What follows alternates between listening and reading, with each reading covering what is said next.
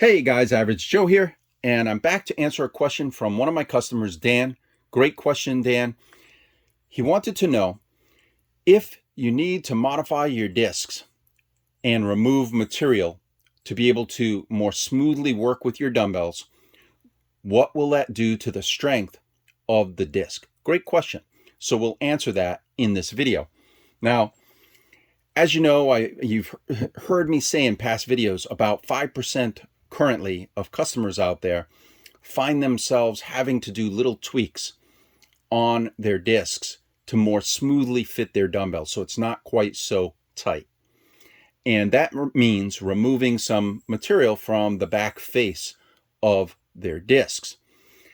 On these second gen discs, there is a logo and the numbering debossed into the disc itself, and that is about 0.6 millimeters deep, meaning if you were to remove enough material, those would eventually disappear, as you can see here. So I've removed about 0.6 millimeters of material from the back of this disc, and you can faintly see the numbering there. So this is about 0.6 millimeters of material removed from the disc.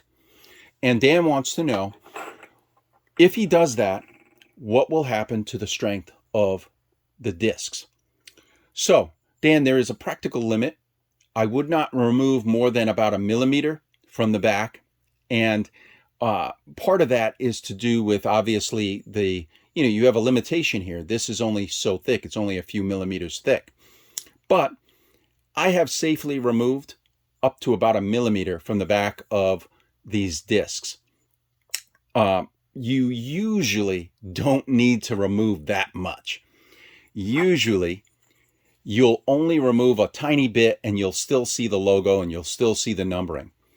So you'll remove less than 0.6 millimeters when you need to do tweaking, usually. Unless you have some extreme dumbbells that, have really unusually thick weight plates and you have to remove a little bit more like I did here. But what I've done is set up the force gauge here so that we can test the modified disc to compare to the unmodified discs of the past. Now, if you've watched my earlier stress test, load test videos, these discs exceed 500 pounds of force. So you can apply 500 pounds of force to the lip on this disc or the face on this disc, and it's not going to do anything to these discs. So let's try now to apply some force to the modified disc. So we're going to mount this like we do usually. And we're going to and the other thing I should mention is I'm going to use the center lip like I usually do. This is the smallest of the three lips on the disc B. So I'm going to do that with this one. And we're going to mount that center lip onto the fixture. And we're going to turn on our gauge. We need to put it in peak tension. Right now, that's peak compression, peak tension, pound force, and we'll zero that out. Come back down here. Now I'm going to back this up so that I don't destroy my phone if something were to go sideways, but it shouldn't. And we're going to apply force now to this lever to pull at that tab. And now you can see I've exceeded the gauge. This gauge is good to 500 pounds. If I exceed it too much, it'll break the gauge. But I've already gone past 500 pounds, which is what the unmodified discs also are able to do. So, this is tested up to more than 500 pounds of force, even on a modified disc.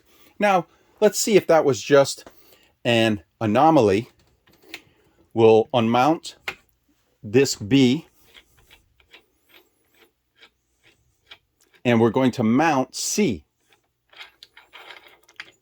So now we want our modified disc C.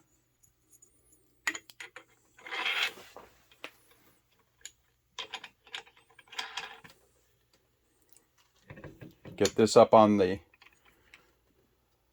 fixture. Come up here. Zero that out. And once again, let's apply force here. And once again, I've gone over the 500 pounds of this gauge. 523 pounds of force, and it's no problem.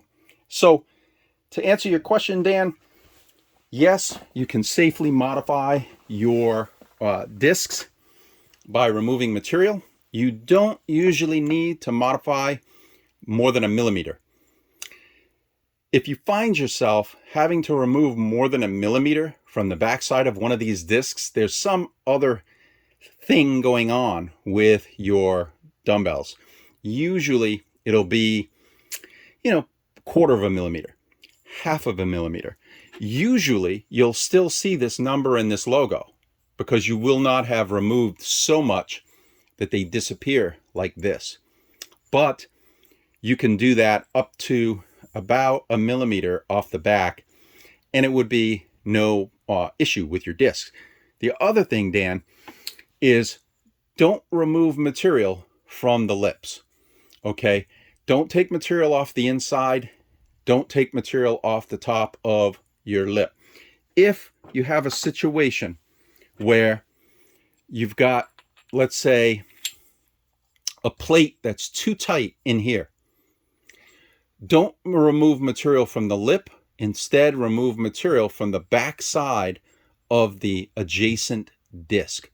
So if your plate's tight here, remove from the back side of that adjacent disc and safely up to about 1 millimeter.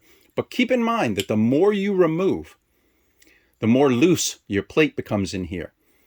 And you want this to be, loose enough, not so loose that it's kind of, rattling a lot inside this gap between your two discs.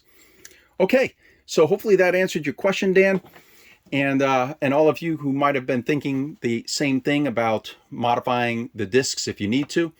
If you have any other questions, shoot me an email, and I will see you all in the next video.